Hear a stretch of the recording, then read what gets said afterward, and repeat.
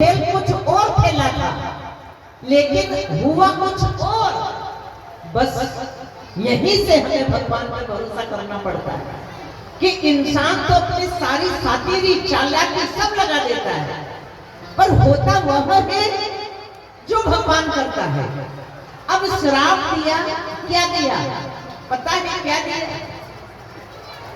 कि जैसे हम अपने बेटे के विरह में तड़प तड़प के मरेंगे, ऐसे तुम भी अपने बेटे के विरह में तड़प तड़प के मरोगे। श्राप क्या दे दिया? अब आपको गहराई से समझ में आया? रावण ने इसलिए खेल खेला था कि दशरथ जी को श्राप मिले और ये मरे, ताकि इनकी संतान ही ना हो और ना मैं मारा जाऊं। लेकिन उन्होंने श्राप कैसा दिया? कैसा दिया? संतान होगी जब भी तो तड़प तड़प के मरेंगे दशरथ। तो मैं आपसे कहूं, श्राप है कि वरदान है? संतान है ही नहीं दशरथ जी को, नहीं है संतान। अब जब उन्होंने श्राप दिया तो दशरथ जी के घर संतान हुई, राम का अवतरण हुआ। उल्टा हो गया, हुआ ना? तो होता वही है जो राम रची राखा क्यों करी तरफ से बड़ा ऐसा। जो सच्चे लोग होते हैं और अच्छे लोग होते हैं, अगर उनको श्राप भी मिलता है तो वरदान का काम करता है। पहली बात, सांचे को श्राप नहीं लगे। दूसरी बात, सांचे को काय नहीं खाता है। इसलिए कहा है कि वेश्या का श्राप नहीं लगता और पतिव्रता श्राप लेती नहीं है। ये प्रभाव होता है, अच्छों का प्रभाव होता है।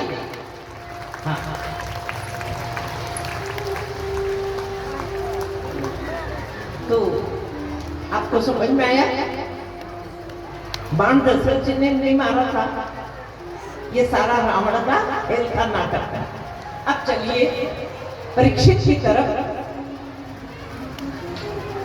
आखिरी में क्या होता है? परीक्षित की कथा में अपन जाएंगे, लेकिन आखिरी में क्या होता है? रावण ने जो खेल खेला था, आखिरी में रावण राम के हाथों मारा गया कि नहीं मारा गया? मारा गया ना। इसलिए एक व्यक्ति 60 हाथ गड्ढा खोदता है या कुआं खोदता है किसी दूसरे के लिए, और 60 हाथ गड्ढा गहरा खोदा, वो 60 हाथ नीचे गया, और एक मिस्त्री दीवार चुनता है और उसने 20 फीट दीवार चुनी, वो 20 फीट ऊपर गया। ध्यान देना, आप ऐसा कर्म करो कि नीचे कुएं में चले जाओ, या आप ऐसा कर्म करो कि ऊपर स्वर्ग में चले जाओ, या आप ऐसा कर्म करो कि परमात्मा के धाम को प्राप्त करो। ये सब आपके हाथ में है, आपके हाथ में है। बस जैसा करेंगे परिणाम वैसा आएगा, वैसा आएगा परिणाम। अब इधर आओ, परीक्षित को भी श्राप मिला। 7वें दिन मृत्यु है। कभी हमने सोचा मृत्यु है, ये आपको भी मालूम है। कल आपको बताया था कि धरती पे अगर कोई सत्य है तो वो है मृत्यु, सत्य है। इसके अलावा सब झूठ है, वो सच है। तो मरते हुए व्यक्ति को करना क्या चाहिए? क्या करना चाहिए? आपको अगर समय दे दिया तो क्या करेंगे? भोग विलास करने जाएंगे? राजा धर्तरी ने कहा है कि धरती पे जितनी नारियां हैं वो सब एक पुरुष को दे दी जाए भोगने के लिए, तब भी वो तृप्त नहीं होगा, क्योंकि भोग से तृप्त नहीं होंगे। जब भी तृप्त होंगे त्याग से होंगे। इसलिए हमारे भारत में और अध्यात्म में त्याग की महिमा बताई गई। त्याग, अभी आपको बताया ना कि दो होगा, या तो दे जाओ या छूटेगा। अब जो छूटेगा मौत क्या करेगी, जरा सुन लो इस ब्रह्म ज्ञान को। मौत क्या करेगी, आपसे सब छीनेगी, छीन लेगी। आपसे आपका बेटा छीन लेगी, बेटी छीन लेगी, गाड़ी, मकान, नौकरी, बिजनेस, व्यापार, ये सब मौत छीन लेगी। और तो और ये शरीर भी आपसे मौत छीन लेगी। अच्छा, छीन लेगी तो मौत बिगड़ जाएगी। और तुमने पहले से ही मन से इन चीजों को हटा दिया। शरीर से मत हटाना, शरीर से जैसा है वैसे रहने देना। जैसे सांप कांचली छोड़ता है तो कांचली को नहीं छेड़ता, वो धीरे से अपना शरीर थोड़ा सा सिकुड़ता है और उसमें से सरक जाता है। कांचली का मतलब क्या होता है, मेल, सर्प अपना मेल छोड़ता है। इसी तरह से आप अपने विकारों को और अपने मेल को अगर छोड़ दो, समझदारी से मन का संसार हटाना है, बस बाहर का संसार नहीं हटाना। ये बंधन का कारण नहीं है। मन में जो संसार बसाया है, अच्छा संसार में रहना भी बुरा नहीं है, पर संसार को मन में बसाना बस ये बुरा है। इसे अंदर, केवल अंदर भगवान को बसा के रखो, संसार को बसा के मत रखो। इतना तो समझ लो, समझ लो, इसी की साधना करो। मौत को जब निर्धारित से आना होगा, जब आ जाएगी, 100 साल बाद आए या 10 साल बाद आए, वो हमारा विषय नहीं है। हमारा विषय है हम तैयारी करके बैठ जाए। तो जो मौत करेगी आप समझदारी से करके बैठ जाओ। ये ज्ञान सुखदेव जी ने परीक्षित को दिया, समझदारी से करके बैठ जाओ। अच्छा, छीना जाएगा वो ज्यादा अच्छा। एक डाकू होता ना, वो सब छीनता है आपसे, रखते सोने की चेन, घड़ी उतार के रखते, पैसे निकाल के रखते, वो छीनता है आपसे। और संत छीनता नहीं, समझाता है आपको, समझाता। इसलिए समझ लो बात को, केवल समझना है। आपको किसी ने पानी पिलाया, एक दिन के लिए छुट्टी, एक दिन रहेगा आपके पेट में पानी। आपको किसी ने भोजन कराया, 3 दिन तक आपके पेट में रहेगा। आपको किसी ने समझ दे दी, पूरे जीवन भर रहेगी वो समझ। और यदि आपको, चौथी बात, खास बात, यदि आपको किसी ने आत्मज्ञान दे दिया, जैसा सुखदेव जी ने परीक्षित को आत्मज्ञान करा दिया, तत्व ज्ञान करा दिया।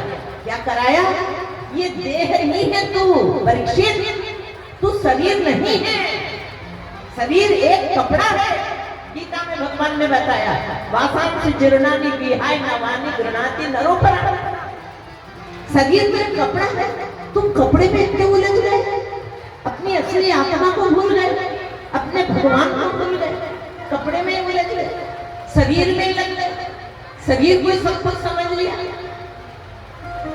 क्या कराएंगे?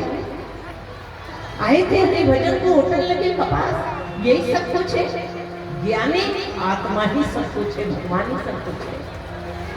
हाँ, और एक सूत्र मुझे शोभा यात्रा जब निकली तब याद आ गया था। मैं बता रही थी कि जिसको बच्चा भी प्रेम करे, जिसे जवान लोग भी प्रेम करे, जिसे बुजुर्ग भी प्रेम करे, समझ लेना वो भगवान है। जिसे स्त्री भी प्रेम करे, जिसे पुरुष भी प्रेम करे, यानी नियम क्या है, स्त्री पुरुष पे आकर्षित होती है, पुरुष स्त्री पे आकर्षित होता है, ये नियम है। लेकिन स्त्री स्त्री से आकर्षित हो जाए, पुरुष पुरुष से आकर्षित हो जाए, तो फिर वो साधारण लोग नहीं है, फिर उन्हें आप साधारण मत समझना।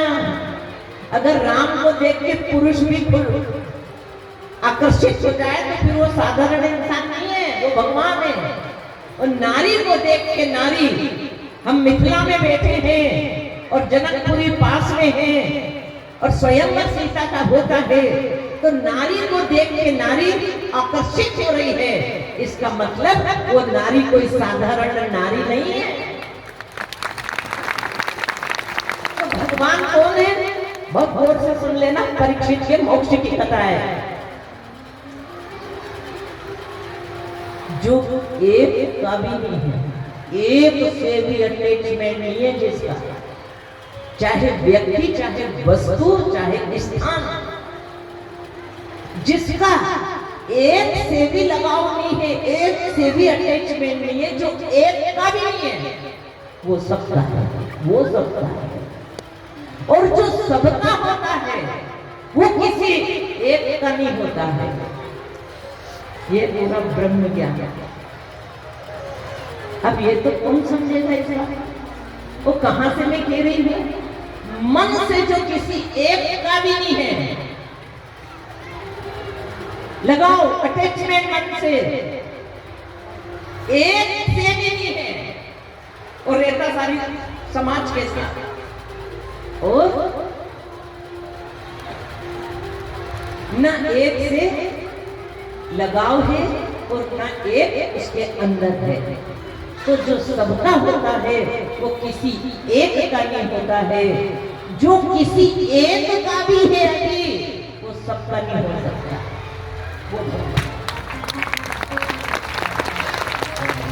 और कितनी सरल बात है, कितनी सरल है कि जो हमसे छीना जाएगा, जैसे आप कथा में आ रहे हो और आपकी जेब कट गई, कितनी तकलीफ होगी। और अभी हमारे जो अतिथि आए उन्होंने भंडारे में सेवा दी है, कितनी खुशी होगी। हम राज्य से देते हैं तो खुशी होती है, हमसे छीना जाता है तो तकलीफ होती है। तो भागवत में क्या बताया है कि जब तुमसे शरीर छीना जाएगा, यमराज कोड़ ले मारेगा, पड़ेगा काम दूतों से तो धरेंगे मार जूतों से, इसलिए कर्म सुधार लेना।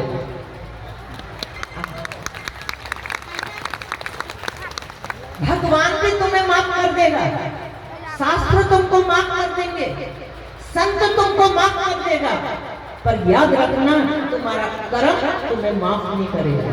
कर्म किसी को माफ नहीं करेगा। मेरे जेल में बहुत प्रोग्राम होते हैं, तो कैदी, एक दो कैदी ने कहा माँ इसमें इस केस में तो थे ही नहीं, कहीं से कहीं तक नहीं थे। मैंने कहा ये तो तूने नहीं करा, पर तूने जब करा था तब बच गया, अब नहीं करा तो धरा गया। बचोगे? बचोगे? तुम करके बच गए, नेतागिरी से, दादागिरी से, रुपये से, पैसे से बच गए करके, लेकिन एक समय ऐसा आएगा जब तुमने करा नहीं और तुम धरा जाओगे। ये है कर्म, ये किसी को भी नहीं छोड़ता। छाया की तरह ये हमारे साथ चलता है हमारा कर्म। जब तक ये फल हमें नहीं दे देता है तब तक ये हमें छोड़ता नहीं है। आपको नई बात क्या बताई थी आज? क्या बताई थी? कि धन खर्च करने से खत्म हो जाता है, रुपया पैसा खर्च करने से खत्म हो जाता है। ध्यान दो, खास शब्द के ऊपर ध्यान दो, क्योंकि इतना व्यस्त समय रहता है इन लोगों का, हम जानते हैं। इतनी व्यस्तता रहती है कि जैसे गजेंद्र ने जल में से हाथी की सूंड, गजेंद्र ने सूंड बाहर निकाली, इतनी सी सूंड बाहर निकाली और हरि नाम पुकारा। इसी तरह से ये व्यस्त समय में से जरा सा समय इन लोगों ने या तो कहूँ व्यास गादी के लिए दिया या आप सबके लिए दिया है। तो कीमती समय, और कीमती समय में वो बात भी बड़ी कीमती निकल रही है, क्योंकि आखिरी वाली बात निकल रही है, आखिरी की बात। तो छीना जाएगा और एक राज्य से दिया जाए, देने में आनंद आता है, छीना जाता है तो तकलीफ होती है। तो भागवत में बताया कि मरते समय हजारों बिच्छू एक साथ डंक मारे, ऐसी तकलीफ होती है। कहते हैं कि जन्म लेते समय कितनी तकलीफ होती है, जैसे सुई के छेद में से हाथी को निकालना। कितनी तकलीफ होगी हाथी को? इतनी तकलीफ जन्म लेते समय होती है। मरते समय सुई के छेद में से हाथी को निकालना, मरते समय भी उतनी ही तकलीफ होती है। लेकिन किसको? जिसने अपने कर्म बिगाड़ लिए हैं, जो संसार में रचा पचा पड़ा है, जो कभी भगवान के लिए समय नहीं निकाला है ना। एक साधु नदी किनारे खड़ा था, सब पार हो रहे, उधर जा रहे, इस किनारे से उस किनारे पे जा रहे। लोगों ने कहा बाबा तुम कब से खड़े हो, तुम भी निकलो इधर से उधर। तो बाबा बोला ये सारा पानी भेजा है, फिर निकलूंगा, फिर निकलूंगा। अरे बहते पानी में रास्ता बनाओ, ये पानी कभी खत्म होने वाला नहीं है। तो संसार के झंझट, संसार की परेशानियां ये खत्म होने वाली है कि फुर्सत मिलेगी जब देख लेंगे इधर आके। अरे तुम तो बहते पानी में रास्ता बनाओ जैसे इन लोगों ने बनाया, इतनी व्यस्तता में से निकला, निकलो तुम भी, बनाओ रास्ता अपना। ये तो समय ऐसे रहेगा, ऐसे चलता रहेगा। मैंने कल परसों आपको बताया घोड़ा कह गया है कि आदमी उतरे तो मैं रुकूं, घोड़ा कह गया है कि आदमी रुके तो मैं उतरूं, आदमी कह गया है कि घोड़ा रुके तो मैं उतरूं। यही तो हम कह रहे हैं, फुर्सत मिले तो भगवान का नाम लेंगे, फुर्सत मिले तो सत्संग करेंगे। यही तो हम कह रहे हैं। अरे तुम सत्संग करते रहो, तुम भगवान का भजन करते रहो, तो तुम्हारी सारी परेशानियां दूर हो जाएगी। तुम सोचो परेशानी दूर हो जब भगवान की तरफ लगेंगे, आप भगवान की तरफ लोगों, परेशानियां दूर होती चली जाएगी। ये तो समझ गए ना, मरने की तैयारी पहले से कर लो, सारी चीजें मन से हटा के बैठ जाओ, फिर कभी भी मौत आ जाए तो मोक्ष प्राप्त होगा, मुक्ति होगी फिर आपकी। तो जब मौत हमें लेने आए, अब ये हजारों बिच्छू किसको काटेंगे और किसको नहीं काटेंगे? जो फंसा है, आसक्त है, लगाव है, अटैचमेंट है मन से, उसको संकट होगा जब चीजें छूटेगी। और ये सब छूट रहा, ये सब, हाँ सब। वो जाती हुई अर्थी हमें सिखा देती है कि देख लो, जब सुख के दिन थे तो सब आगे आगे थे, मैं पीछे था। दूल्हा पीछे चलता है ना, सब आगे आगे चलते। सुख के दिन थे, अच्छे दिन थे तो सब आगे आगे थे, मैं पीछे था। और अब दुख के दिन आया तो अर्थी कह रही लोगों से, अकेला जा रहा हूं, कोई साथ नहीं है। देख लो संसार वाले, तुम जो मुझे ले जा रहे हो ना, थोड़ा पीछे पलट के देख लो, मैं सब छोड़ के जा रहा हूँ। वो खड़ी पत्नी, वो खड़े बच्चे, वो टालियां, वो गाड़ियां, वो सब खड़ी, और मैं अकेला जा रहा हूँ छोड़ के। तो या तो दे जाओ या छूटेगा। तो तुम पहले से छोड़ बैठे नहीं, अंदर से कर लो, घर गृहस्थी में रहते हुए ये युक्ति ले लो आप। अब मौत आई, परीक्षित को श्राप मिला, घर से निकल गए। कितनी रानियां थी, क्या रानियों में देखा पलट के? देखा कितनी धन संपदा थी राजा के ना, देखा पलट के? तीसरी बार परीक्षित को मौत दिखाई दे रही है। लोग कहते हैं माँ हमने सैकड़ों बार भागवत सुन ली, हमारा तो कल्याण ही नहीं हुआ। कल्याण होगा कहां से? तुम परीक्षित होगा, और परीक्षित को संसार नहीं दिख रहा है, बेटा बहू नहीं दिख रहे, रानियां नहीं दिख रही, सत्ता नहीं दिख रही, तख्त ताज नहीं दिख रहा है, केवल मौत दिखाई दे रही है। तो सामने बहुत खड़ी है। और दो बातों को भूल मत, जो चाहे कल्याण, नारायण एक मौत को और दूजे श्री भगवान। अगर हम अपना कल्याण चाहते हैं तो सुबह और शाम भगवान का नाम लीजिए। इतना अगर नहीं कर सकते तो शमशान में जाके आराम कीजिए। नैतिक जीने का अधिकार नहीं है। जिसने सब दिया अगर उसी को भुला दिया तो नैतिक जीने का अधिकार नहीं है। इसलिए मौत दिखाई दे रही, परीक्षित सब छूट गया, सब छूट गया, अंदर से छूटा। अब जब अंदर से छूटा तब गुरु जो देगा वो तुम्हारे भीतर जाए, और तुम भरे भराए आए कचरे से यहाँ आके बैठ गए, तो खोपड़ी पूरी भरी हुई है आपकी, तो जो गुरु देगा वो अंदर जाएगा।